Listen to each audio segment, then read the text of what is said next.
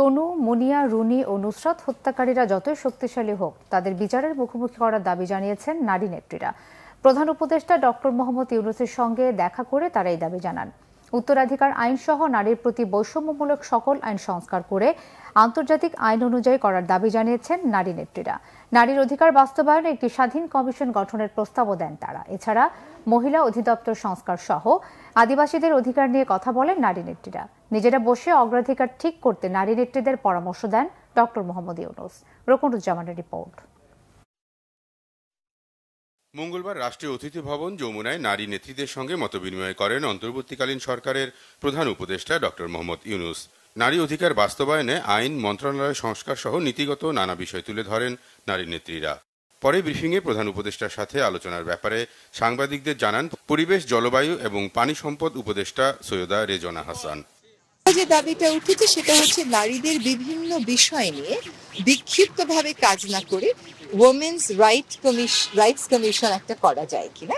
একই সাথে দাবি উঠেছে যে তথ্য অধিকার কমিশন আছে, মানবাধিকার কমিশন আছে, সেগুলো দলীয় সরকারের সময় অনেক সময় চাপে পড়ে তার যে ম্যান্ডেটটা ছিল, যে দায়িত্বটা ছিল, সেটা প্রতিপালন করতে পারেনি। তো সেখানে স্বাধীনতা নিশ্চিত করার জন্য কি করা যায়। নারীর প্রতি বৈষম্যমূলক অনেক আইন যেগুলো আন্তর্জাতিকও আছে, জাতীয় আছে, সেগুলোর ক্ষেত্রে বাংলাদেশের একটা স্পষ্ট অবস্থান নেওয়া, যেমন উত্তরাধিকারের ক্ষেত্রে সমান অধিকারের জন্য একটা অবস্থান নেওয়া, পারিবারিক ক্ষেত্রে, অভিভাবকত্বের ক্ষেত্রে, নাগরিকত্বের ক্ষেত্রে, এইগুলোতে আন্তর্জাতিক যে আইনগুলো আছে যেগুলো বৈষম্যটাকে অ্যাড্রেস করেছে, বাংলাদেশ সেগুলোর ব্যাপারে আন্তর্জাতিক আইনে কোথাও কোথাও রিজার্ভেশন রেখে দিয়েছে।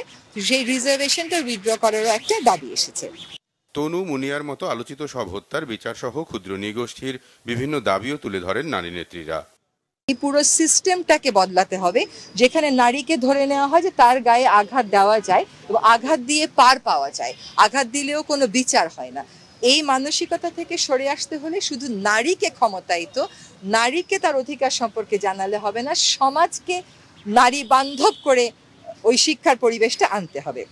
সেই প্রেক্ষিতেই কল্পনা চাকমার বিষয়ে তনু, রুনি, মুনিয়া এবং নুসরাত তাদের হারিয়ে যাওয়া কিংবা নিহত হয়ে যাওয়া, তাদের যে মৃত্যুর কারণটা সেটা বের করে যাতে অবশ্যই দায়ী ব্যক্তিদেরকে তারা যতই শক্তিশালী হোক না কেন বিচারের মুখোমুখি করা হয়, এটা মোটামুটি সকলের কাছ থেকে এই দাবিটা এসেছে। সৈয়দা রিজওয়ানা হাসান জানান দ্রুত বাস্তবায়নের জন্য অগ্রাধিকারের ভিত্তিতে দাবিগুলো ঠিক করার জন্য নারী নেত্রীদের প্রতি আহ্বান জানান প্রধান উপদেষ্টা। যেগুলো আমরা যদি করে না দিয়ে যাই, হয়তো দলীয় সরকারের সময় সেটা করাটা একটু কষ্টকর হয়ে যাবে। সেই অগ্রাধিকারের তালিকাটা উনি ঠিক করতে পেরেছেন। রকুনুজ্জামান, বাংলা ভিশন, ঢাকা।